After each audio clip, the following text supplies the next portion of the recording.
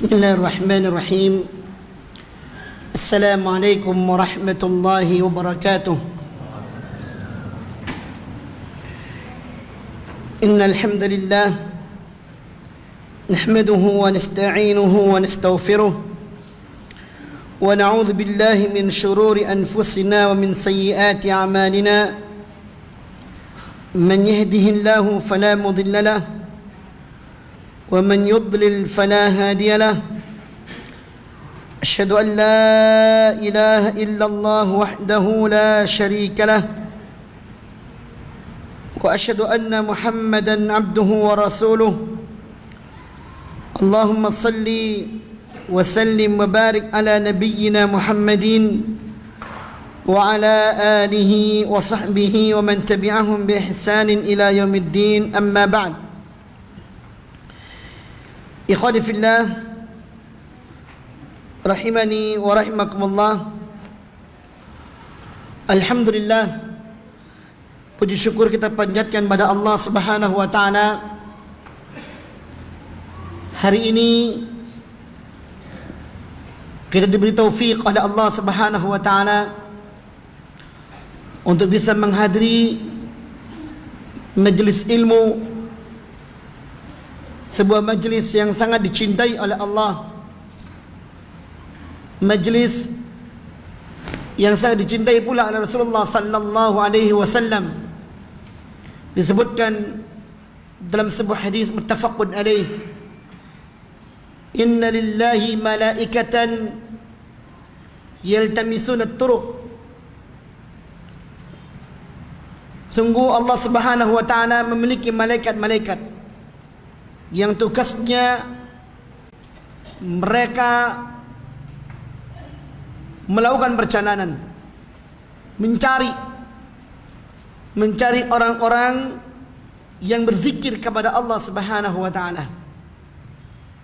Yaltamisuna turuq, kalau bahasa kita belusuan, cari. Ya. Ketika mereka mendapati kaum tersebut, mereka mengatakan pada malaikat yang lainnya, halumma ta'al, kita kumpul di sini. Setelah mereka berkumpul selesai, kaum tersebut mengingat Allah Subhanahu wa taala, mereka kembali kepada Allah Subhanahu wa taala dan melaporkan apa yang mereka saksikan, dan Allah Maha tahu apa yang dilakukan oleh hambanya. Kata Allah, fa ushhidukum anni qad ghafartu lahum, saksikanlah oleh kalian, sungguh aku telah mengampuni mereka semuanya. Mudah-mudahan kita termasuk apa yang digambarkan oleh Rasulullah sallallahu alaihi wasallam ini. Dan salawat dan salam semoga senantiasa tercurahkan kepada junjungan kita Rasulullah Muhammad sallallahu alaihi wasallam bersama keluarganya, para sahabatnya, dan umatnya yang senantiasa istiqamah di atas tuntunan-tuntunannya. Ikhwani fillah, rahimani wa rahimakumullah. Hari ini kita akan membahas kajian yang berantai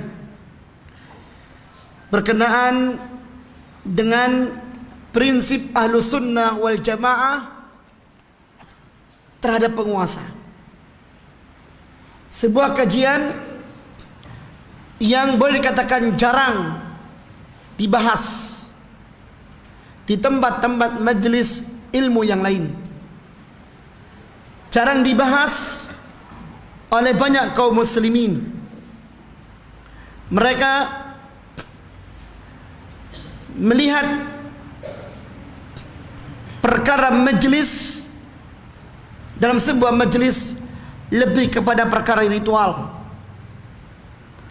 lebih pada perkara pembahasan fikih, dan tidak menyentuh perkara akidah.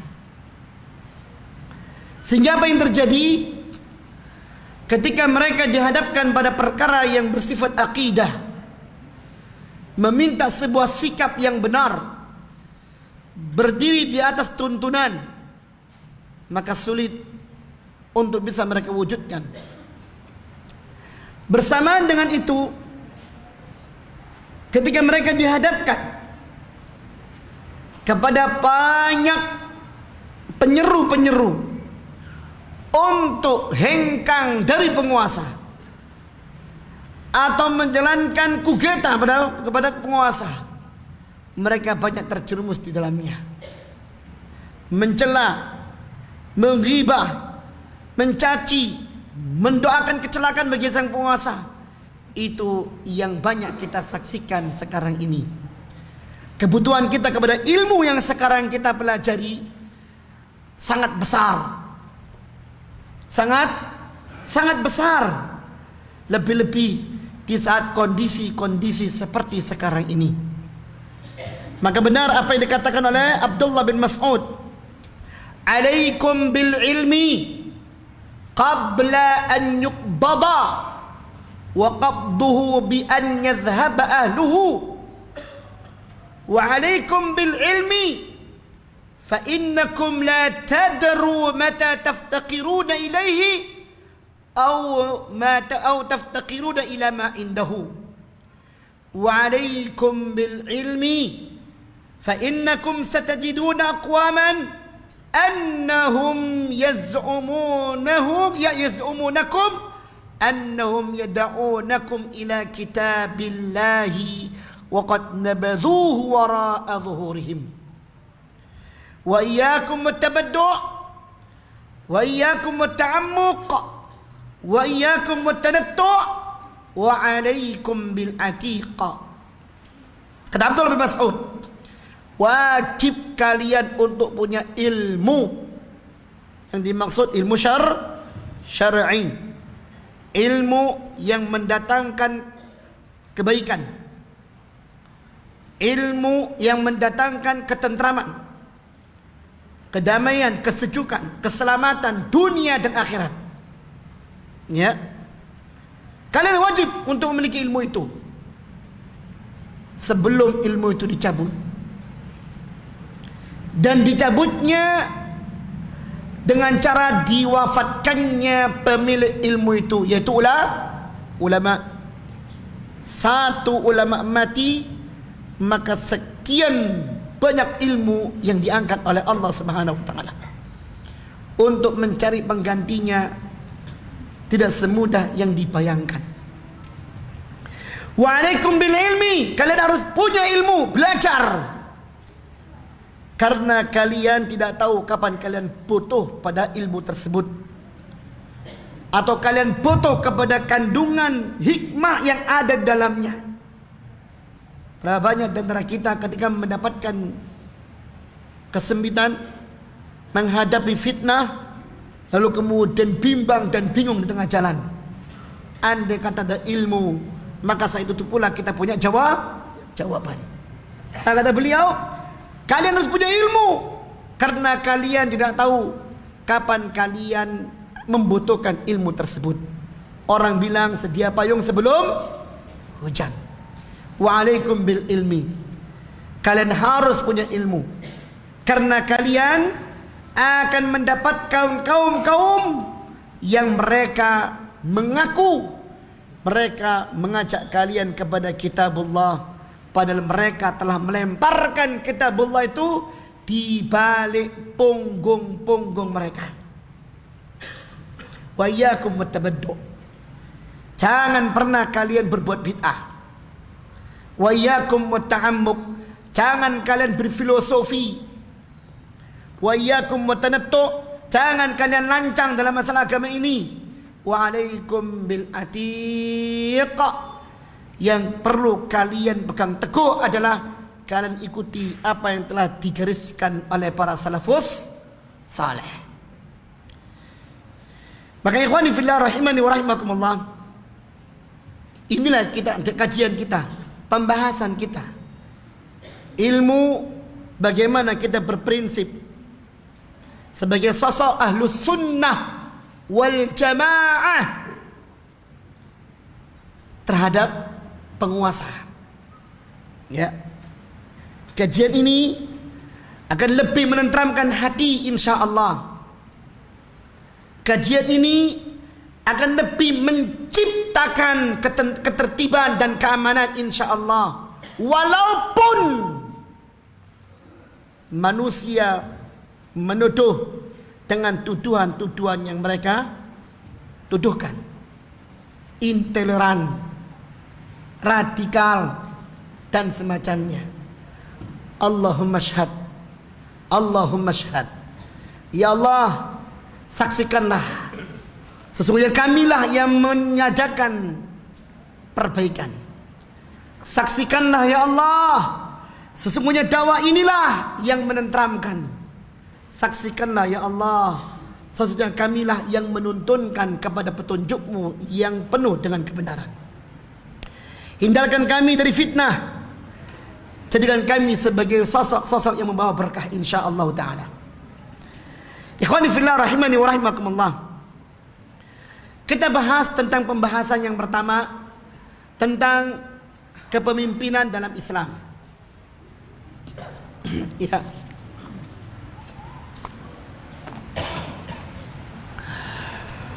Di dalam Islam,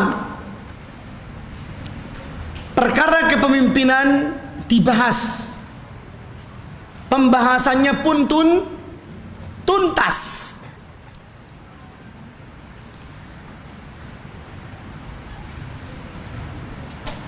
Bagaimana seorang pemimpin itu sejatinya, dan bagaimana sosok rakyat sejatinya, tuntas.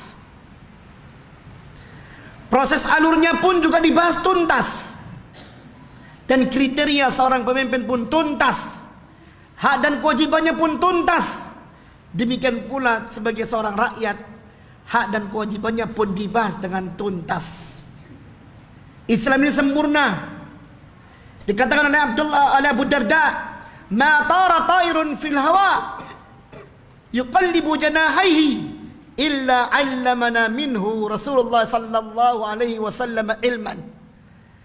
Tuntasnya, kesempurnaannya, ibarat tidaklah ada seekor burung yang terbang di angkasa mengepak-ngepakkan sayapnya, melainkan Rasulullah sallallahu alaihi wasallam telah mengajarkan kepada kami tentang ilmunya. Sampai seperti itu gambarannya. Maka dari itu, dengan kesempurnaannya Allah menyuruh kita masuk Islam secara kafah. Udkhulu fis silmi kafah. Masuklah kalian ke dalam Islam secara keseluruhan, termasuk bagaimana menjadikan diri sebagai rakyat dan bagaimana kita memandang penguasa dengan kacamata syariat. Kita lihat begini, firman Allah Subhanahu wa taala tentang kepemimpinan. Allah Subhanahu wa taala berfirman, "Innallaha ya'murukum an tu'addul amanati ila ahliha. Wa idza hakamtum bainan nas an tahkumu bil adli. Innallaha ni'ma ya'idhukum bih.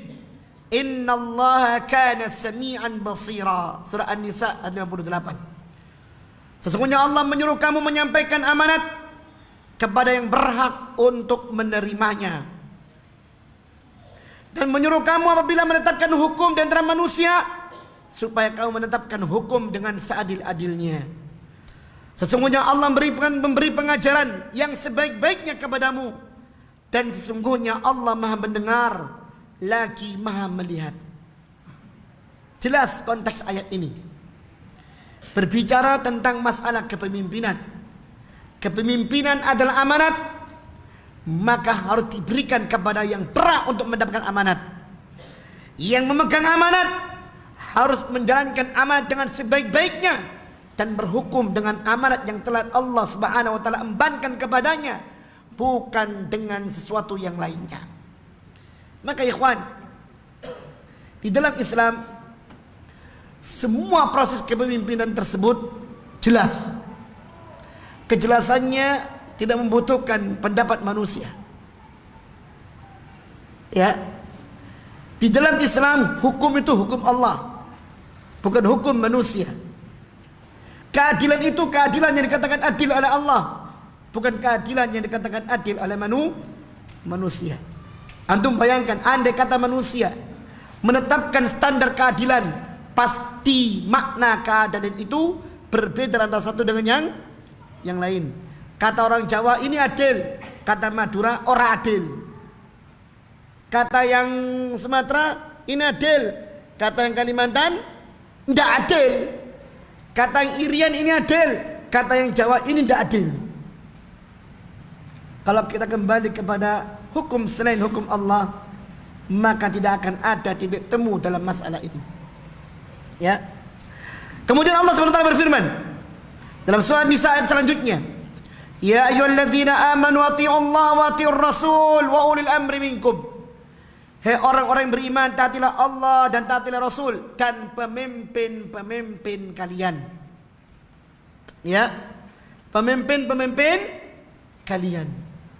Dalam hadis Rasulullah sallallahu alaihi wasallam dibahas pula dalam kitab Al-Arba'in An-Nawawiyah.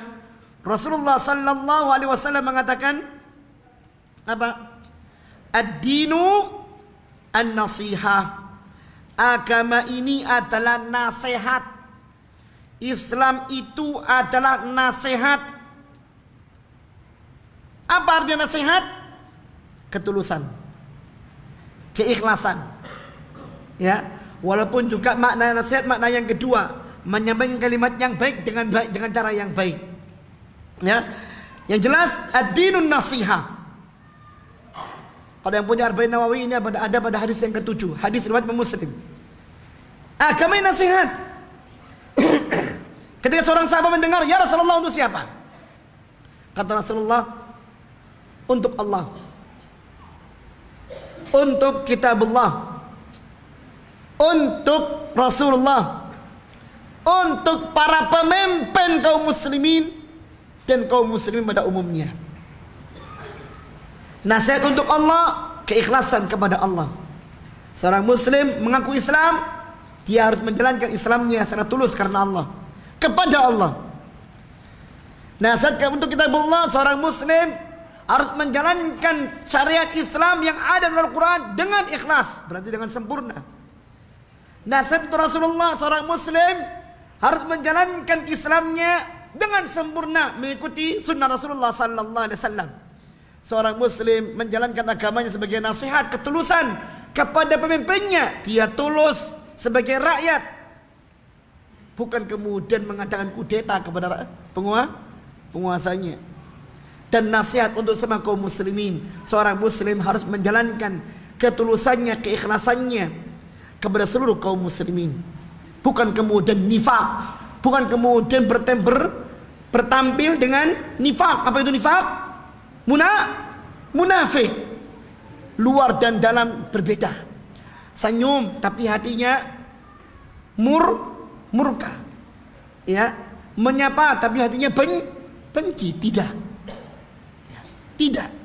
Maka itu kata Allah Subhanahu wa taala dalam surah ini, ati'ullah wa ati'ur rasul wa ulil amri minkum. Taatilah Allah dan Rasulnya dan penguasa kalian. Ya, fa in tanaza'tum fi syai', bila kalian berselisih tentang sesuatu, farudduhu ilallahi war rasul, kembalikan kepada Allah dan Rasulnya. Ada standar penyelesaian. Ya, standar penyelesaian kembali kepada Allah dan Rasulnya. Bagaimana Allah dan Rasulnya menyelesaikan? Ya, bukan kembali kepada otak manusia, bukan kembali kepada nafsu manusia, tidak. Tapi kembali kepada Allah dan Rasulnya. Ya, kembali kepada Al-Quran dan kepada sunnah Rasulullah Muhammad sallallahu alaihi wasallam. Bahkan kata Allah, in kuntum tu'minuna billahi wal yawmil akhir. Itu bila kalian benar-benar beriman kepada Allah dan hari akhir. Kalau kalian ingin iman kalian kepada Allah, iman kalian kepada hari akhir diakui oleh Allah, taati Allah dan Rasulnya dan penguasa kalian. Berselisih, kembalikan kepada Allah dan Rasulnya. Diakui kalian, iman kalian oleh Allah dan Rasulnya. Ya, diakui iman kalian oleh Allah. Bahkan kata Allah, dzalika khairun wa ahsanu ta'wila. Yang demikian itu adalah perkara yang baik dan akan menghasilkan sesuatu yang baik. Mengembalikan perselisihan kepada Allah dan Rasulnya adalah baik dan akan memberikan hasil. Tidak boleh, ya, Anda di mana hidup, di situ penguasa Anda yang harus Anda taati. Tidak boleh Anda membawa huru hara atau semacamnya. karena Anda terikat oleh aturan yang mengikat Anda di mana Anda tinggal. Ikatan itulah yang Sallallahu Alaihi Wasallam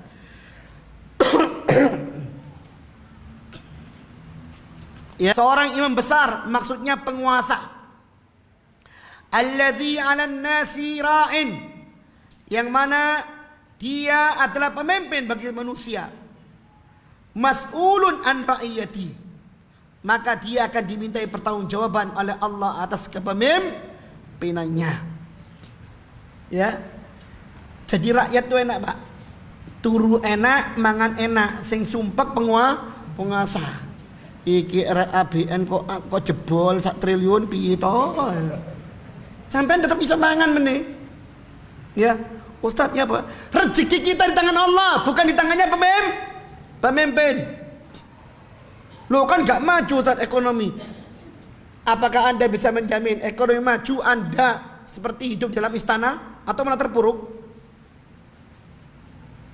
Berapa banyak di negeri maju itu yang kita lihat fasilitas, Masya Allah, bambungnya ono. Berapa banyak di negeri yang terkena miskin, katakanlah, ternyata mereka masih bisa makan. Dan kata Rasulullah Sallallahu Alaihi Wasallam, siapapun orangnya yang dia mendapatkan di pagi harinya qutun fi yaumihi, makanan di siang hari di hari itu, ya, kesehatan pada dirinya, kelapangan dalam dirinya, maka dia seperti raja. Seperti raja. Kita punya rumah, bisa berteduh, sehat badan kita, makan bisa enak, apalagi? Beda nggak kita dengan raja? Makanya kata Rasulullah, dia seperti raja. Cuma kita ini dilupakan oleh syaitan atas karunia yang besar ini. Ya, baik. Kemudian kita lihat lagi perinciannya. Warrajulu ra'in ala ahli baitihi, dan seorang itu juga penguasa terhadap keluarganya. Ya. Wa huwa mas'ulun an ra'iyatihi, dan dia akan dimintai pertanggungjawaban atas kepemimpinannya. Wal mar'atu ra'iyatun ala baiti zawjiha, dan wanita itu juga penguasa di rumah tangga suaminya. Wa waladihi, terhadap anaknya. Wa hiya mas'ulatun, dan dia akan diminta pertanggungjawabannya oleh Allah anhum, atas anak-anaknya pula. Wal khadim, perhatikan ini, lihat diangkat oleh Rasulullah SAW. Wal khadim, pembantu, bahasa kita jongos. Ya, enak enggak?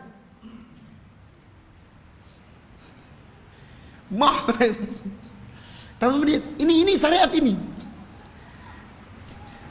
Kayak bahasa Ustaz, setiap orang ketika ini jongos. Iya, setiap orang ini jongos. Cuma topeng aja. Aku jenderal loh. Ya, semua orang kita seperti itu. Semua, bahkan kata Rasulullah, amiruk bi khadimum, penguasa itu justru pelayan. Penguasa itu justru pelayan. Amirur rukbi khadimuhum, penguasa justru pelayan. Antum tahu Raja Fahad apa gelarnya? Khadimul Haramain, babunya 2 kota suci. Merasa terhina? Enggak. Ya memang penguasa itu melayani dan dimintai pertanggungjawabannya. Ayo, kau apa? Makanya kata Rasulullah di sini, wal khadim, dan pembantu pun ra'in, dia adalah sosok penguasa, sosok pemimpin, ala mali sayyidihi, atas harta tuannya. Ya, diangkat derajatnya oleh Rasulullah SAW. Ojo macam-macam loh ya. Sampean iki walaupun gak ono, sampean bakal dimintai pertanggungjawabannya oleh Allah. Loh kenapa? Sampean jangan mengarah saya sebagai pembantu rumah tangga. Sampean ini tuan terhadap saya. Tuan terhadap saya. Ya. Wa huwa mas'ulun anhu, dan dia akan dimintai pertanggungjawaban oleh Allah atas harta tuannya. Ya. Kadang-kadang kita kan enggak. Tuane gak ono ngentit.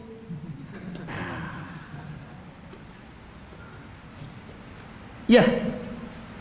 Istilah ngentit ini kan banyak.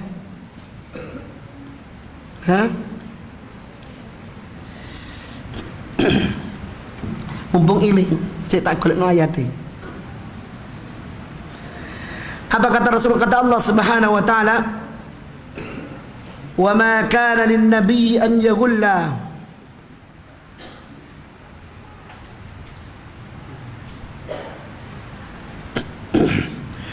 Lihat dalam surah Al-Imran ayat 161. Allah mengatakan, "Wa ma kana linabiyyin an yaghulla."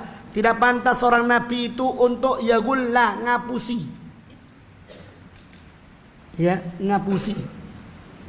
Wa man yaghlul, siapa yang ngapusi? Tahu ngapusi? Bucui, ya. Anta bucui dengan dia mengkhianati atau ngentit. Nah, ya'ti bima ghalla yaumal qiyamah. Siapa yang ngapusi, siapa yang ngentit, siapa yang mencuri, siapa yang mengkhianati, dia akan datang dari kiamat dengan apa yang dia ngapusi tadi. Kata Rasulullah SAW, ingat, sudah aku ingatkan kalian dari masalah ghulul. Kalau ada datang ghulul, dia akan membawa barangnya dari kiamat. Ada orang yang datang dari kiamat, di lehernya dikasih seekor onta. Onta ini bersuara terus. Suara unta piye? Ini dia. Apa ini? Suara unta gimana? Dia akan datang kepada Rasulullah. Ya Rasulullah, tolong aku. Kata Rasulullah, la uni anka minallahi syai' qad ablagtu. Tidak, aku tidak bisa nolong awakmu. Aku sudah ingatkan engkau dari masalah ini. Datang lagi, di lehernya ada sapi. Dia terus bersuara dengan suara sapinya itu. Ya Rasulullah, tolong aku. Tidak, aku tidak bisa nolong kamu. Aku telah ingatkan engkau dalam masalah ini. Datang lagi, ada yang bawa kambing, embek begitu. Ya, katalah, tidak, aku bisa nolong. Terus lah, bayang no, ambil sing kira-kira polpen Pak. Ya, penghapus, apalagi delok nang di kantor kono gak dinggo PS. Ustaz, kan sepele. Jangan bilang sepelenya. Ente lihat Allah Ta'ala. Ente lihat Allah Ta'ala dalam masalah ini. Kenapa? Karena Allah katakan, ya'ti bima ghalla bihi. Dia akan datang dari kiamat dengan bawa barang yang dicurinya itu. Thumma tuwaffa kullu nafsin ma kasabat wa hum la yudhlamun. Kemudian setiap orang akan dibalas oleh Allah atas apa yang diperbuatnya, dan mereka tidak akan pernah dizalimi. Setimpal balasan itu. Hati-hati. Ya. Baik. Yang jelas kata Rasulullah, ala fa kullukum ra'in wa kullukum mas'ulun an ra'iyati. Ketahuilah, sesungguhnya kalian adalah pemimpin, dan setiap orang di antara kalian akan dimintai pertanggungjawaban atas kepemimpinannya. Jelas sekali bagaimana Islam memandang sang pemimpin atau sosok kepemimpinan di dalam Islam. Ya, bahwasanya Islam ini mengatur mulai dari terkecil sampai paling besar.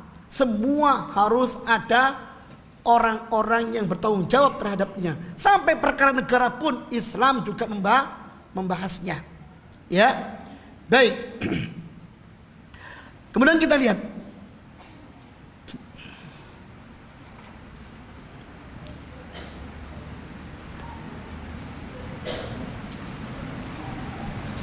kaidah-kaidah kepemimpinan. Pertama, niat ikhlas. Artinya seorang pemimpin dalam memegang jabatannya itu harus niatkan ikhlas semata-mata untuk menegakkan hukum Allah dan Rasulnya. Bukan untuk apa? Kesombongan. Bukan untuk mencari kedudukan di mata manusia. Tidak.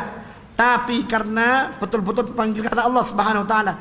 Ia akan memperoleh yang dijanjikan oleh Allah kepadanya jika melaksanakan tanggung jawab tersebut dengan baik. Karena setiap amal tergantung pada niatnya, dan keberhasilan seorang pemimpin tergantung pada niatnya dalam memegang kepemimpinan tersebut, apakah untuk memperkaya diri atau semata-mata lillahi ta'ala. Ya. Makanya kata Rasulullah SAW mengatakan apa? Innamal a'malu binniyat. Ya. Sesungguhnya setiap amalan itu tergantung pada niatnya, dan setiap orang akan dibalas oleh Allah sesuai dengan niatnya. Siapa yang menginginkan kepemimpinan karena dunia, maka dia akan ada pahalanya insya Allah Taala. Ini ubudiyah. Anda jangan melihat bahwasanya ubudiyah, penghambaan kepada Allah hanya pada ritual, sholat lima waktu dan yang lainnya. Lepas itu, lepas tempat masjid, ya, di kantor, di mana berarti nggak ada Islam. Keliru. Apa yang Anda lakukan sekarang? Posisi di mana Anda itu ada nilai Islam di situ yang harus Anda laksanakan. Termasuk ketika Anda ingin menjabat sesuatu. Untuk apa Anda menjabat seperti itu? Nah, kalau semuanya niatnya karena Allah, selesai. Tapi kalau niatnya selain Allah, mengumpulkan harta dan yang lainnya, ya ini orang bilang NPWP, nomor piro wani biro. Ya, bahaya ini kalau sudah seperti itu. Apa kata Allah dalam surat Hud ayat ke-15? Man kana yuridul hayatad dunya wa zinataha, siapa yang menginginkan kehidupan dunia dan perhiasannya. Nah ini kehidupan dunia dan perhiasannya kan banyak. Tahta, harta, terus no dewe. Ya terus dewe. Siapa menginginkan kehidupan dunia dan perhiasannya, kata Allah, nuwaffi ilaihim a'malahum, kami balas amalan mereka itu di dunia. Ya, dia ingin mencari sebuah kedudukan, tapi bukan karena Allah. Dia menjabat itu semuanya bukan karena Allah Subhanahu wa taala. Apa kata Allah? Baik, kami berikan itu kepadanya. Tapi lihat, ya, kata Allah, nuwaffi ilaihim a'malahum fiha, kami balas dia di dunia. Tapi wahum fiha la yubkhasun. Ya, biarkan mereka di situ, tidak akan mungkin dirugikan secara hitungan duniawi. Namun ingat pada ayat selanjutnya, ulaika alladzina laisa lahum fil akhirati illa an-nar. Mereka itulah orang-orang yang tidak ada bagian untuk mereka di akhirat kecuali neraka. Ya, kecuali neraka. Wa habita ma sana'u fiha. Dan apa yang mereka lakukan dahulu berupa kebajikan sebagai seorang pemimpin dan yang lainnya, walaupun rakyat makmur, tidak mereka dapatkan balasannya di akhirat kelak. Tidak akan. Wa batilum ma kanu ya'malun, dan Allah batalkan apa yang mereka lakukan. Kenapa? Allah tahu dia berbuat bukan karena Allah, bukan sebagai bentuk penghambaannya kepada Allah, tapi mencari nilai prestis manusia. Ya, seorang pemimpin harus punya niatan ikhlas. Kalau dia punya niatan ikhlas, dia akan mengabdi. Dalam bahasa mengabdi itu artinya memberikan pelayanan seluas-luasnya. Bahkan maaf, dia tidak akan merasa berat untuk berbagi apa yang dia miliki dengan umat yang menjadi tanggung jawabnya. Antum lihat Umar bin Abdul Aziz, cicitnya Umar bin Khattab. Sebelum jadi khalifah, dia seorang ulama yang kaya raya. Ulama plus kaya raya. Belum muncul orangnya, wah baunya sudah kecium. Wah, Umar teka ini. Ya. Ada enggak yang di sini orangnya belum muncul, baunya sudah kecium? Berarti minyak palsu semua. Ya. Dia main kendaraan yang paling bagus, kendaraan kuda, kendaraan pedati yang paling bagus. Tetapi ketika tahta kekhalifah itu diberikan kepadanya karena kesalihannya, karena kekayaannya, maka dia hibahkan semua hartanya ke Baitul Mal. Hartanya diberikan ke Baitul Mal, padahal itu harta sendiri. Bukan mengatakan aji mumpung, enggak. Bedanya dengan Abdul Malik bin Marwan. Abdul Malik bin Marwan mumpung, mati meninggalkan kekayaan yang banyak pada anaknya, tapi anaknya kemudian menjadi orang-orang miskin. Umar bin Abdul Aziz sebaliknya. Ya, sampai perhiasan yang dipakai oleh istrinya diminta sini. Loh, ini tidak bagus, sini. Saudaraku, jangan sampai kita menjadi fitnah bagi tahta ini. Ya. Ini niatannya ikhlas karena Allah. Diberikan. Itu pun kalau tidur bukan enak, nyaman, enggak. Tidurnya sering menangis. Satu bantal dengan istrinya, ya. Kata istrinya, dia selalu menangis di sampingku. Aduhai, andai kata aku dengan singgasana ini ada jarak yang kami dengan singgasana ini ada jarak yang jauh seperti jauhnya timur dan barat. Demi Allah, belum pernah kami merasakan kebahagiaan semenjak kami mendapatkan jabatan ini. Suamiku selalu menangis setiap malam. Ya gimana? Umar bin Khattab radhiyallahu taala anhu ketika menjadi khalifah, subhanallah, kehidupannya berubah. Malam selalu menginspeksi, ngontrol, ronda. Adakah rakyatnya yang kekurangan? Di antara yang dikhawatirkan oleh beliau,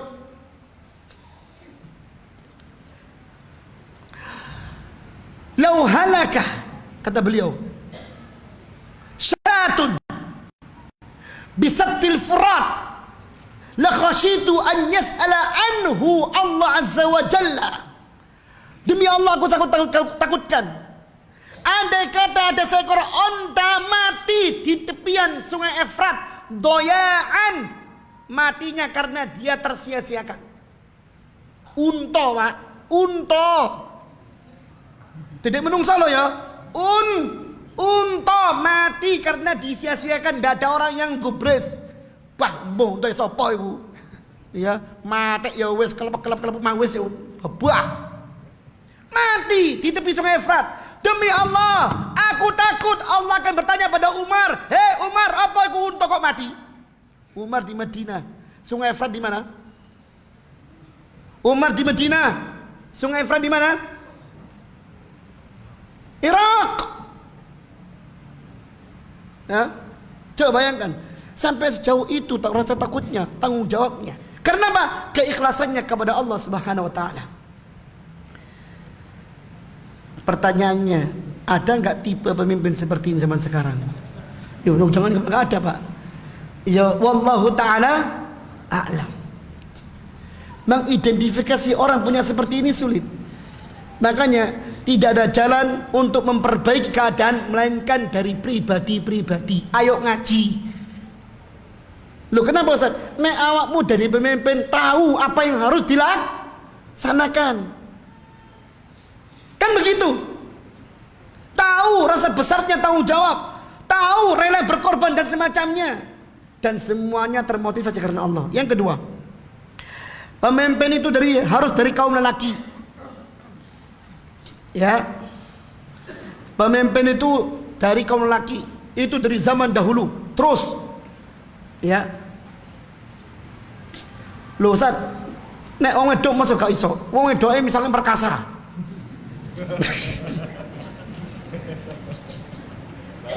Pinter misalnya, cerdas, tetap laki-laki. Tabiat fitrah yang tidak bisa dihilangkan dari mereka, holiday. Holiday itu 7 hari dalam setiap bulan. Holiday kalau lancar 40 hari tiap tahun. Lah terus gimana? Rakyat butuh, mana pemimpinnya? Holiday. Repot ini. Ya.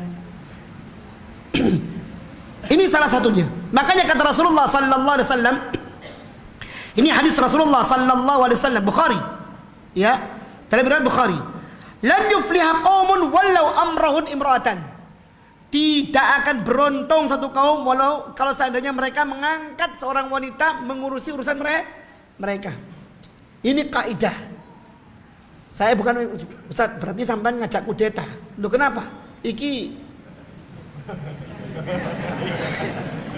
tidak, bukan. Ini studi ini, ilmu narasi. Nah, yang bersifat normatif. Loh kok bisa seperti itu? Ya siapa sing ngei? Kembali kepada kaidah yang tadi. Kalau kita melihat sebuah kemungkaran yang ada, sabar. Terus bagaimana? Doakan aja sudah. Kewajiban kita ini sabar, berdoa, nek api bersyukur dan doakan. Yang jelas kalau kita mau bicara secara kaidah yang benar, kepemimpinan itu di tangan orang laki-laki.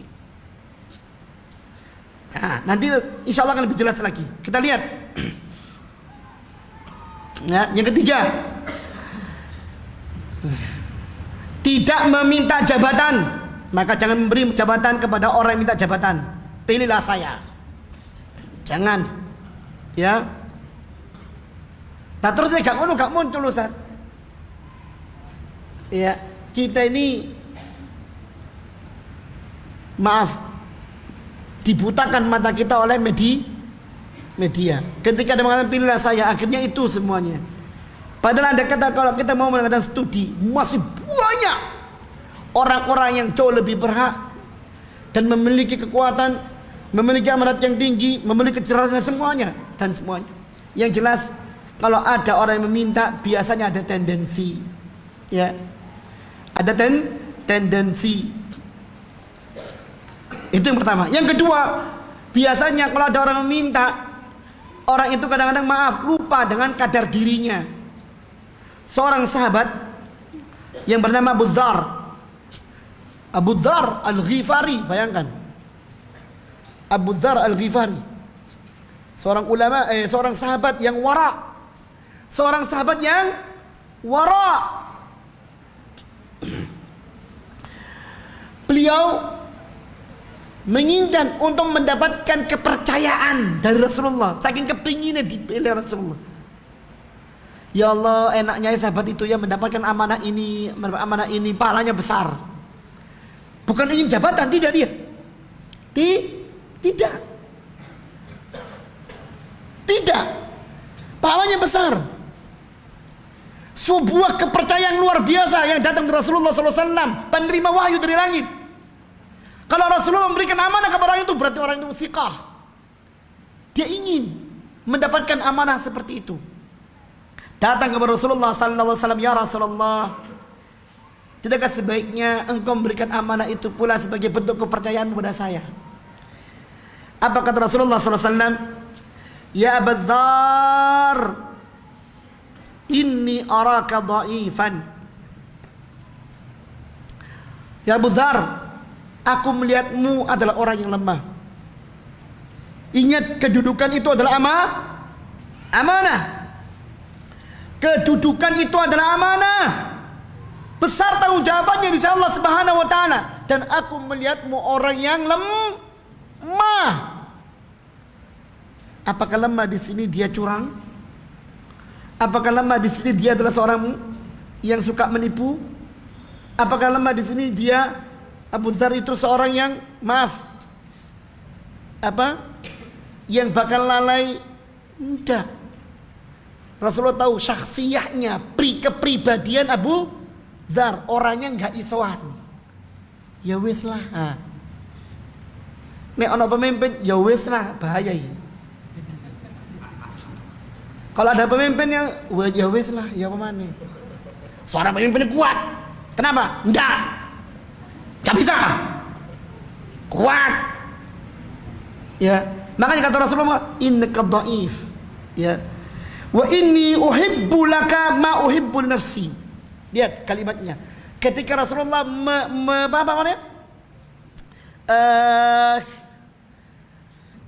menolak permintaannya Abu Dzar, ya Abu Dzar, anti lemah. Aku cinta sama engkau. Ya. Aku mencintai sesuatu untukmu sebagaimana aku mencintai sesuatu untuk diriku. Aku cinta dengan keselamatan, aku ingin engkau juga selamat. Ya. Akhirnya kata Rasulullah, la ta'muranna 'ala itsnaini wa la tawallayanna ma la yatinin. Ya. Maka janganlah engkau memimpin dua orang, jangannya pula engkau mengurus harta anak yatim. Ya. Lihat seorang sahabat yang waraknya luar biasa, tetap Rasulullah mengetahui masalah ini, kelemahannya. Maka saksinya seorang muslim terus kuat. Ya. Dan sekali lagi jangan pernah memberikan kepemimpinan kepada orang yang minta. Ya, kata Rasulullah sallallahu alaihi wasallam pula, innakum satahrisuna 'alal imarati wa satakuna nadamatan yaumal qiyamati fa ni'mal murdi'atu wa bi'satil fatimatu. Ya. Kata Rasulullah, kalian selalu berambisi untuk menjadi penguasa, padahal akan membuat kalian menyesal pada hari kiamat kelak. Sungguh hal itu ibarat sebaik-baik susuan dan sejelek-jelek penyapian. Maksudnya apa? Dianggap seakan-akan itu nikmat, padahal itu adalah amanat yang berat. Jangankan memikul orang lain, seorang memikul dirinya sendiri tidak bisa.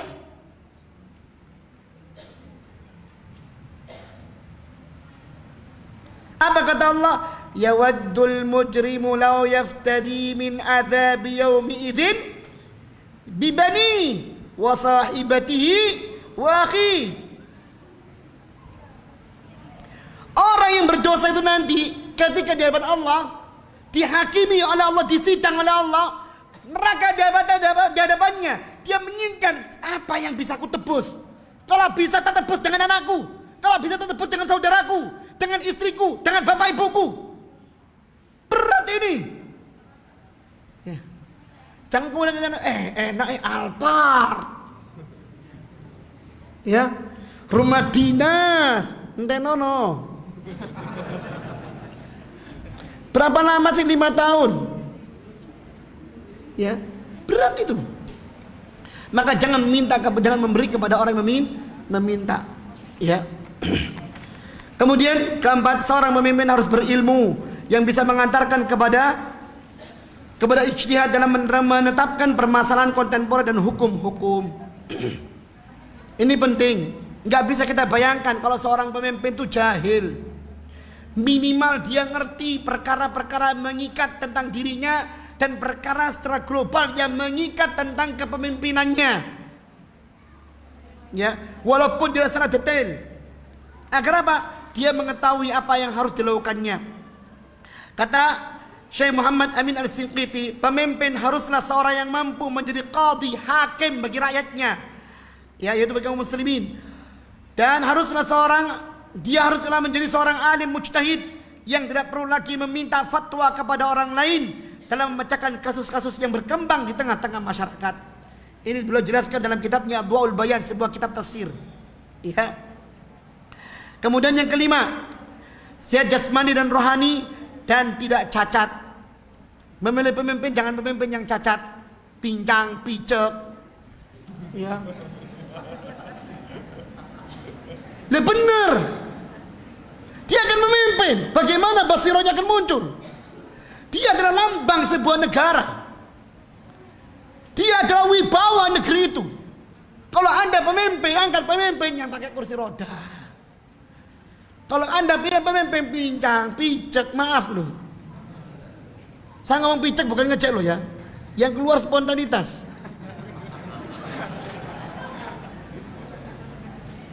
Atau tuli apa? Ya wibawa, marwah sebuah negeri hancur gara-gara kita salah memimpin pemimpin. Ya. Kesempurnaan pemimpin, pandangannya, pendengarannya, kecerdasannya, fisiknya adalah lambang keagungan sebuah kekuasaan dan lambang kemarwah sebuah negeri yang dipimpin olehnya. Maka jangan milih pemimpin-pemimpin seperti itu, yaitu yang penuh dengan kekurangan, penuh cacat. Tapi dia bagus, jadikan selain pemimpin penasehat. Ya, penasehat. Oh dia cacat tapi punya ilmu ini, jadikan penasehat. Tapi leader harus sosok yang sempurna. Itu. Ya, ini kaidah kalau kita mau melihat kaidah-kaidah dalam Islam seperti ini. Nah, kita menginjak untuk memeriksa waktu, bagaimana syarat-syarat menjadi seorang pemimpin. Untuk menjadi seorang pemimpin, ya, selain tadi disebutkan, ya, dia harus ini. Syarat untuk mencapai kepemimpinan ditambah, yaitu menjadi 2, yaitu dia kuat dan amanah. Kuat dan amanah. Ini ada dalam banyak firman Allah Subhanahu wa taala, "Inna khaira man istajartal qawiyul amin." Ya, ini kisah anaknya siapa ini? Nabi Syuaib kepada ayahandanya minta supaya yang tadi nolong ngasih minum itu dijadikan pemimpin di keluarga kita, untuk kita sewa sebagai pemimpin. Ya. Siapa yang dimaksud?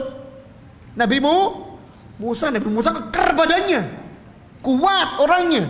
Sekali mukul mati yang dipukul. Loh, dia kan lari karena apa? Mukul orang kan.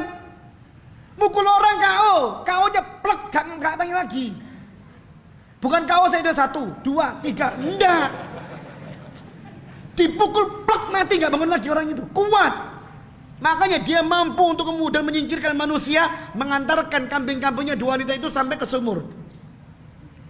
Apa jawaban apa yang dikatakan oleh wanita tersebut? Wahai Abi, sesungguhnya manusia terbaik yang Anda tunjuk untuk bekerja adalah orang yang kuat dan amanah. Kuat dan amanah. Kuat tanpa amanah bahaya.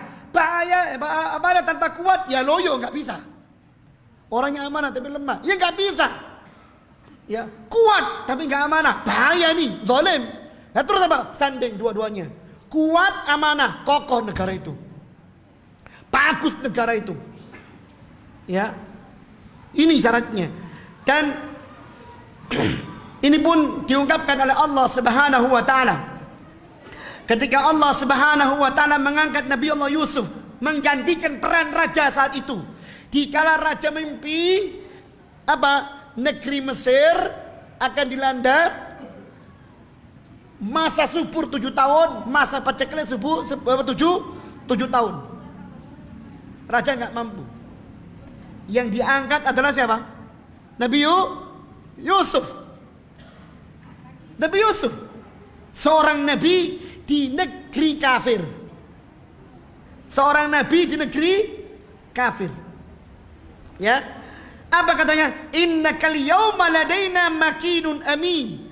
Sesungguhnya engkau wahai Yusuf mulai hari ini menjadi seorang yang berkedudukan tinggi, yaitu kuat secara posisi, dan menjadi orang yang dipercayai. Akhirnya apa yang terjadi?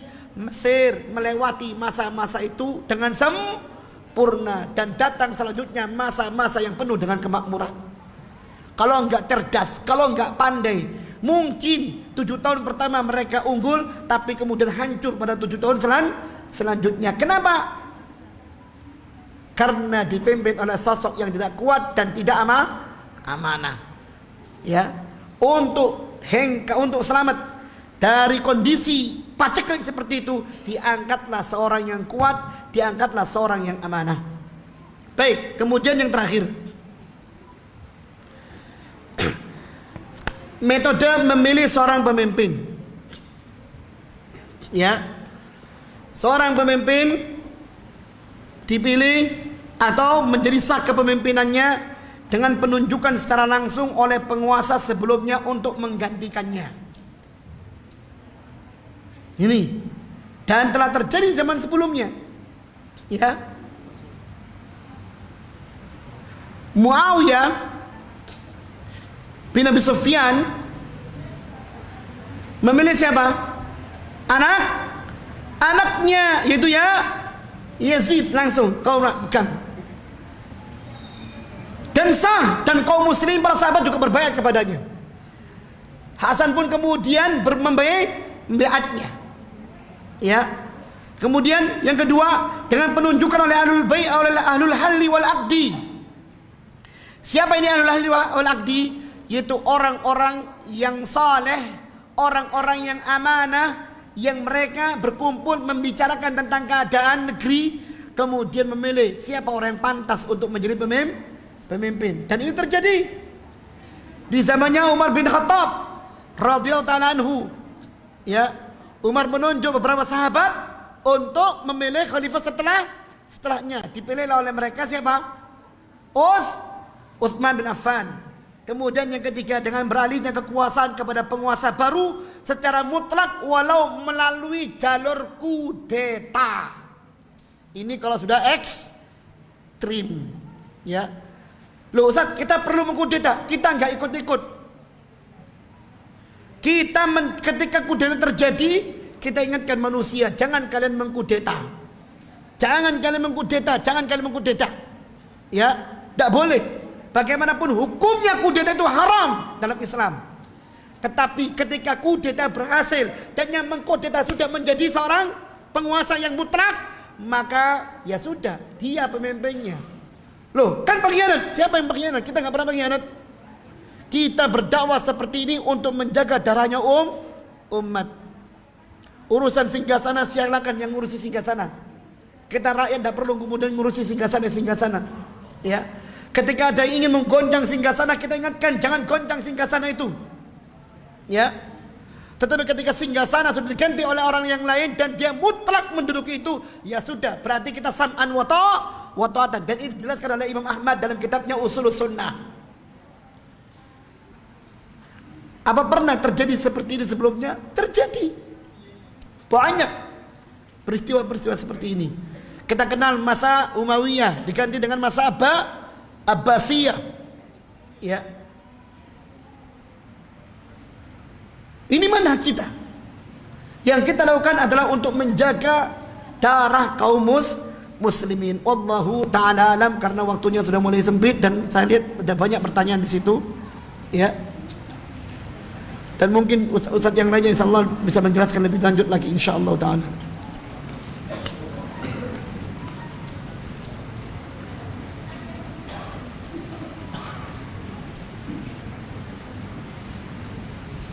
Baik, pertanyaan bagus. Dalam hadis Abu Dawud menjelaskan jika terdapat 3 orang maka harus menunjuk satu menjadi pemimpin. Iya, ini kaidah umum. Kaidah umum. Rasulullah mengatakan pada sahabatnya, siapapun di antara kalian 3 orang keluar, pilih salah satunya pemimpin. Pilih yang terbaik di antara kalian. Tapi kenapa Rasulullah kok ngomong pada Abu Dzar? Abu Dzar konteksnya khusus, Abu Dzar. Dan Rasulullah mengetahui Abu Dzar siapa. Artinya dekat Abu Dzar berjalan dengan 3 orang, ada 2 orang, Abu Dzar tidak berhak untuk menjadi pemimpin atau penguasa. Dia harus menunjuk orang yang lain. Saya kira nggak ada pertentangan tentang hadis ini. Ya, seperti itu. Ustaz, sejauh mana seorang muslimah wanita diperbolehkan menjadi pemimpin, misal menjadi kepala sekolah, wakil kepala sekolah, kepala unit bagian? Baik. Perempuan itu sebagaimana Rasulullah sallallahu alaihi wasallam, Rasulullah sallallahu alaihi wasallam tidak menafikan peran wanita sebagai pemimpin. Antum lihat hadisnya, wal mar'atu ra'iyatun fi baiti zawjiha. Wanita itu pemimpin di rumah suaminya. Ya. Terhadap anak-anaknya, dan dia bakal ditanya.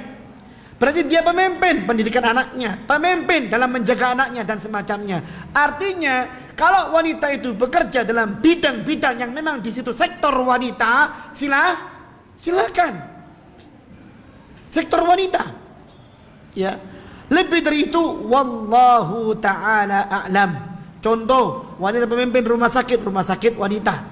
Wanita pemimpin sekolah untuk wanita. Wanita pemimpin sekolah PAUD, bidangnya wanita semuanya ini. Ya, seperti itu. Silakan. Yang nggak mungkin wanita dipimpin oleh laki-laki. Rumah sakit wanita. Rumah sakit bersalin lagi. Direkturnya laki. Ya. Apa yang dibutuhkan nggak tahu dia. Ya. Wallahu ta'ala a'lam. Bagaimana posisi wanita dalam kepemimpinan? Bagus, pertanyaan bagus. Kembali saya ingatkan dengan hadis tadi, posisi wanita dalam kepemimpinan ada kedudukannya sesuai dengan kodrat, sesuai dengan tabiat, sesuai dengan fitrah wanita, bukan pada bidang yang dipimpin oleh laki-laki atau yang menjadi wilayah laki-laki. Wallahu ta'ala alam. Ustaz, bagaimana dengan pemimpin perempuan yang terpilih? Apa yang harus kita lakukan? Ya sama dengan tadi kan. Nek sudah terpilih sabar. Kan begitu. Sudah kita jelaskan di awal. Ya. Assalamualaikum warahmatullahi wabarakatuh. Tentang hadis yang menjelaskan bahwa orang yang mendukung penguasa yang zalim maka tidak akan masuk ke surga telaga atau haudnya Rasulullah sallallahu alaihi wasallam. Baik. Ikhwani fillah rahimani wa rahimakumullah. Ini hadis bagus. Ini pertanyaan bagus. Ada pertanyaan, Ustaz, tentang hadis yang menjelaskan bahwa orang yang mendukung penguasa yang zalim maka tidak akan masuki telaga Rasulullah sallallahu alaihi wasallam. Ada hadis begini. Ada hadis, saya berikan 2 hadis. Sebenarnya bukan wilayah saya pembahasannya, tapi wilayah nomor 2. Tapi kalau antum tanya ya sudah, saya jawab. Ya. Pertama, hadis riwayat Muslim. Kata Rasulullah sallallahu alaihi wasallam, khiyaru a'immatikum alladzina tuhibbunahum wa yuhibbunakum wa tusalluna alaihim wa yusalluna alaikum. Sebaik-baik penguasa kalian adalah penguasa yang kalian cintai dan mereka juga mencintai kalian. Rakyat dan penguasa saling mencintai. Wa tusalluna alaihim wa yusalluna alaikum. Kalian mendoakan mereka, mereka mendoakan kalian. Masya Allah, indahnya. Dan mudah-mudahan Allah memberikan pemimpin seperti kepada kita semuanya. Amin, ikhwan. Ya. Tapi sebaliknya, wa syiraru a'immatikum, seburuk-buruk penguasa kalian adalah alladzina tubghidunahum wa yubghidunakum wa tal'anunahum wa yal'anunakum. Seburuk-buruk penguasa kalian adalah penguasa yang kalian benci, mereka juga benci kalian. Antum bayangkan, rakyatnya benci penguasanya, penguasanya benci rakyatnya. Ketemu enggak? Enggak ketemu. Ya.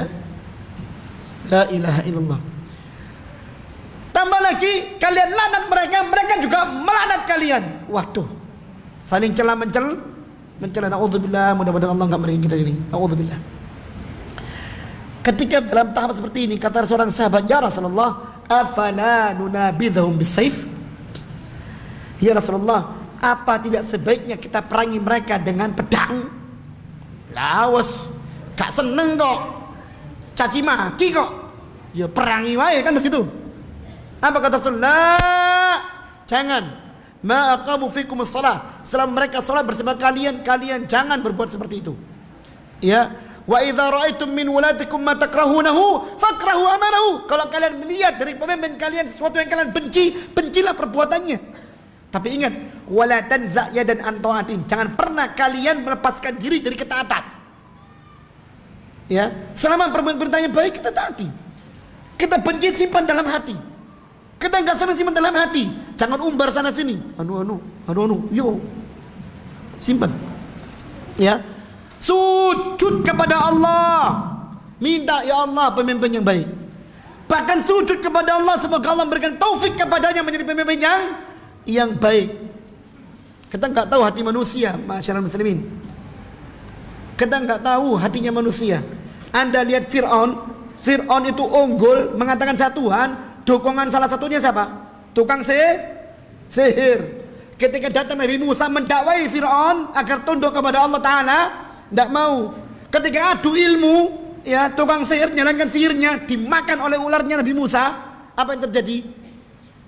Tukang sihir langsung beriman semuanya. Hatinya berubah menjadi orang yang beriman.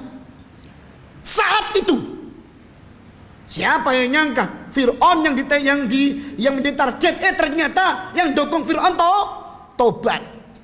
Mereka ketika tobat, Fir'aun mengancam, tak bunuh kau, tak potong tanganmu dan kakimu serasi silang. Ini tukang sihir loh ini.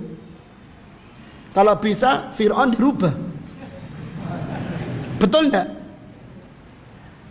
Iya toh? Apalagi mereka komplotan. Sikat. Habis Fir'aun. Haman tidak bisa apa-apa, walaupun pinter. Tidak bisa apa-apa. Tapi apa yang dilakukan? Apa tukang sihir membalas omongan Fir'aun dan mengancamnya dengan sihirnya? Tidak. Mereka sudah mengatakan tobat, kami beriman kepada Allah, kami lepaskan ilmu ini. Apa yang mereka lakukan? Doa pada Allah. Allahumma afrigh alaina sabra wa tawaffana muslimin. Ya Allah, tuangkan kesabaran pada kami ya Allah, dari ujung rambut sampai ujung kaki. Ini dibelah oleh Fir'aun. Ya, wa tawaffana muslimin, matikan kami sebagai seorang muslim. Siapa yang tahu? Doakan sudah bos. Ya, tugas kita rakyat sabar mendoakan. Kalau ingin memperbaiki yang atas, kita dulu harus baik. Lawang terima surat, kano amplope, opo surat lagi. Barang nggak metu. Ini kepingin pemimpin yang baik. Lagi ente ngentit kok, kepingin pemimpin yang tak ngentit. Ya. Ente hujan nyontek kok, kepingin pemimpin yang jujur. Perbaiki diri kita sendiri. Ya. Ente sendiri naik tangga pakai NPWP. Nomor piro wani piro. Pemimpin yang adil, ya sulit. Ya, doa sudah Ustaz, cara kita ya sudah ngaji. Kita perbaiki dari awal satu persatu. Wallahi ikhwan, ana renungkan betul-betul masalah ini. Ana pernah mengalami masa seperti antum. Futur, jengkel, tapi kalau kita renungkan, ya Allah, tidak ada jalan kecuali kembali pada sunnah. Benar Allah mengatakan, ya, faruddu ila Allah wa rasul, kembali pada Allah dan Rasulnya. Apa kata Allah dan Rasulnya? Sudah sabar kita. Dunia itu selalu berputar. Insya Allah ada masanya.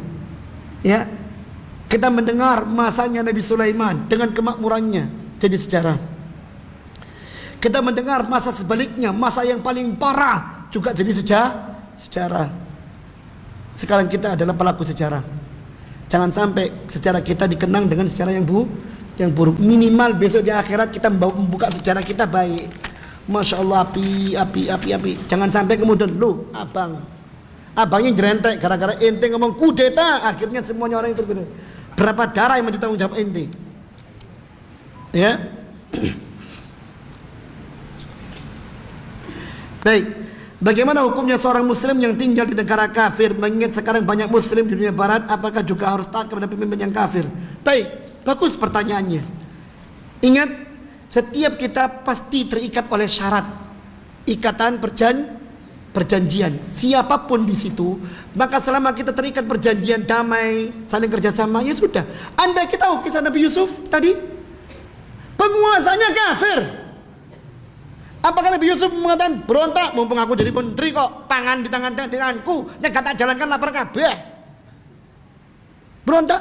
Tidak. Urusan dia dengan Allah Ta'ala. Dia tetap mengajak yang lainnya dengan dakwahnya. Kisah yang sangat indah dalam kisah Nabi Yusuf itu. Ya, tetap kita harus taat pada mereka, artinya dalam hal menjaga keharmonisan, ketentraman, saling menjaga darah, menjaga harta, ya, kehormatan dan semacamnya. Ya.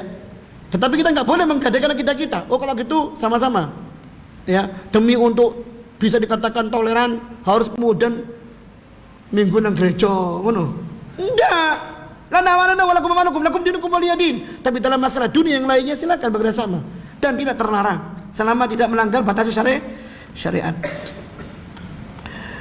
Apa jawab kita bila terjadi dua kepemimpinan seperti pemimpin memberi perintah sedangkan ada sebagian pengikut membantah dan membuat keputusan sendiri, dan apa yang harus kita lakukan pemimpin tersebut bila mengetahui hal tersebut?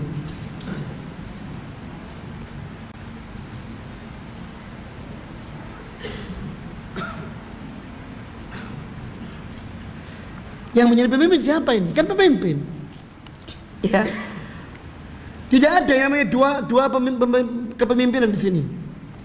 Pemimpin adalah pemimpin. Bagaimana seandainya pemimpin itu memberikan perintah, lalu sebagian pengikut membantah dan membuat keputusan sendiri? Ini kezaliman.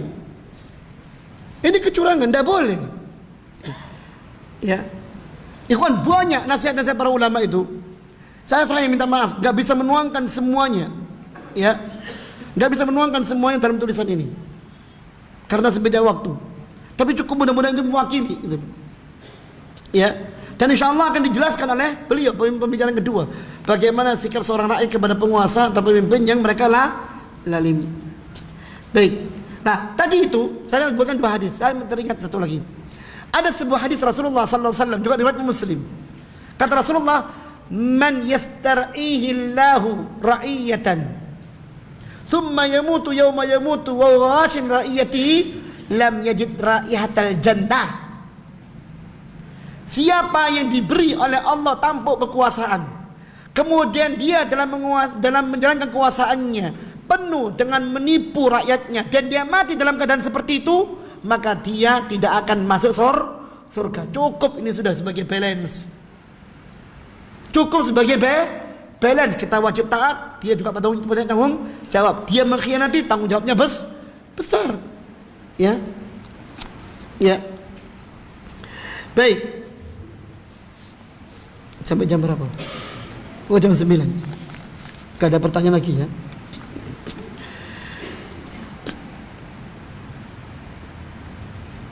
Dalam suatu kantor perusahaan, jika seorang wanita yang ditunjuk oleh pemimpin perusahaan menjadi seorang manajer, apa diperbolehkan? Pertanyaannya sudah salah, gimana mau jawab? Dalam sebuah perusahaan ada wanita, wah masya Allah prestasinya unggul, diangkat jadi pemimpin, gimana sikapnya? Loh, siapa sing kerja nang kono? Ya, perempuan tempatnya di rumah. Kalau yang kerja ya tempat yang di situ ada perempuannya. Ustaz, bagaimana kalau kita, ya Anda banyak istighfar saja. Gimana jawabannya? Saya nggak bisa menjawab. Posisi di situ sudah salah. Seperti perempuan di sarang penyamun, mau masuk dandan dulu dengan kekuatan yang luar biasa. Pulang ke rumah sudah elek, sudah lemes. Suaminya minta, capek mas, arah kayak gini nih.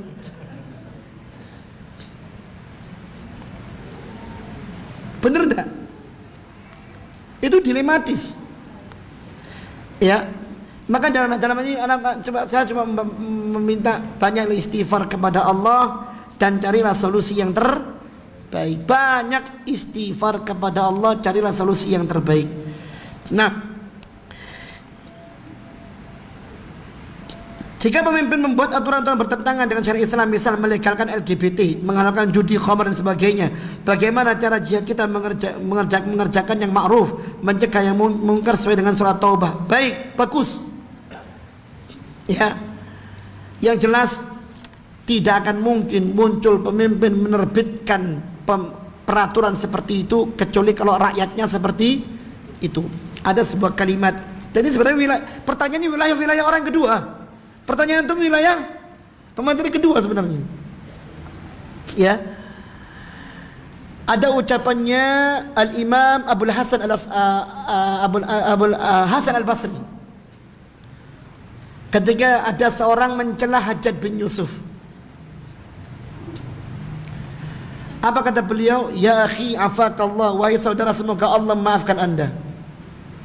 Innahu minkum utitum. Ingat, pemimpin itu dari kalian, maka dia cerminan kalian. Dia diangkat oleh kalian untuk kalian dan dari kalian. Ya, maka bagaimana dia cerminan kalian seperti itu. Ya, kalau ada pemimpin melegalkan LGBT, terjudi, khamar dan yang lainnya, iya berarti rakyatnya memang seperti itu. Makanya saya sering mengingatkan, kalau anda rela dibeli, jangan nyalakan pemimpin kalau anda dijual. Tahu maksudnya? Wah ini loh, anda memang mau dibeli kok. Nek didelojok ngamuk, wong anda mau dibeli. Wani piro tadi? Ya, cak NPWP telu ya piroan. Nah ini tadi. Nah terus solusinya bagaimana? Solusinya gencarkan nasihat, perbaiki umat. Kita jangan kemudian menyendiri kalau sudah punya sunnah. Sapalah orang, senyumlah pada mereka, ajaklah mereka kepada agama yang nikmat ini, kepada sunnah yang indah ini. Dicibir Ustaz, risikonya paling mencibir kok. Ya, anda jangan mau menyelesaikan PR, anda harus jadi maker. Bagaimana makernya? Dakwah. Kita ini sudah dikasih PR, nggak menyelesaikan PR, nggak maker lagi. PR-nya apa? Jangan di situ apa intoleran, jangan di situ kenapa radikal. Ini PR. Kita disuruh menyelesaikan ini terus, tapi kita nggak action. Kita menyendiri, nggak mau nyapa yang lainnya, eksklusif. Jangan. Senyum pada manusia, sapa mereka, siapapun mereka. Assalamualaikum. Gimana kabarnya? Baik-baik. Alhamdulillah. Kapan sholat yuk bareng-bareng. Jangan kemudian kapan warung bareng-bareng, nonton bareng. Sekali kapan masih bareng. Awali dengan yang baik. Ya. Baik, pertanyaan selanjutnya, apa arti ulil amri sebenarnya? Ulil amri penguasa. Yang di situ seluruh maslahat dan mafsadat menjadi penentunya. Andai kata dia lemah, maka mafsadat yang muncul. Andai kata dia kuat, maslahat yang muncul. Di situ pemimpin ulil amri itu. Baik.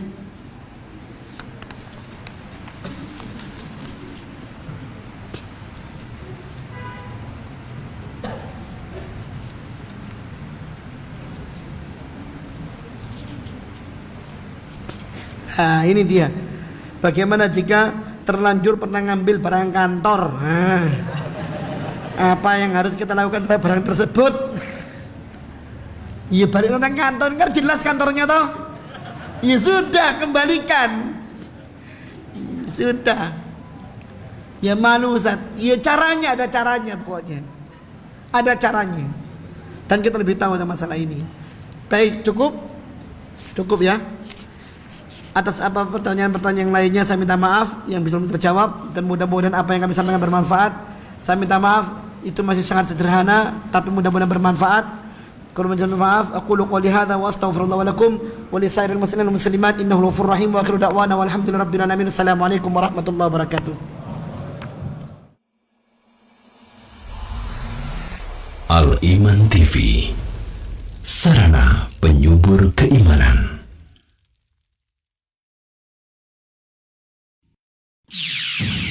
Dari Setai Ali bin Abi Thalib, Surabaya, Radio Suara Al-Iman. Suara Al-Iman, sarana penyubur keimanan.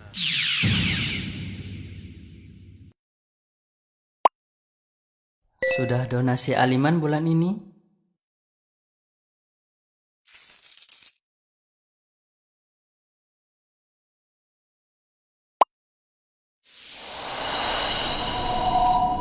Al-Iman TV. Para pecinta TV dan Radio Suara Al-Iman rahimani wa rahimakumullah, telah kita simak kajian Islam ilmiah pada program Renungan Malam. Semoga apa yang disampaikan asatidz kita, yaitu asatidz Ahlussunnah wal Jamaah, memberikan